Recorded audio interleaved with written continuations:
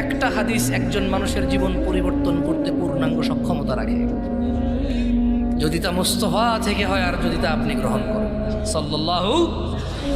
আমি বিশ্বাস করি একটা আয়াত আপনার পুরো জীবনকে বদলে আল্লাহর সান্নিধ্যে গিয়ে আল্লাহর সন্তুষ্টিতে এই পৃথিবী থেকে গিয়ে জান্নাতুল ফেরদৌস পর্যন্ত পৌঁছে যেতে পারেন আপনি, যদি তা আল্লাহর পক্ষ থেকে হয় আর আপনি যদি তা মেনে নেন। একটা হাদিস একজন মানুষের জীবন পরিবর্তন করতে পূর্ণাঙ্গ সক্ষমতা রাখে, যদি তা মুস্তাফা থেকে হয় আর যদি তা আপনি গ্রহণ করেন সাল্লাল্লাহু।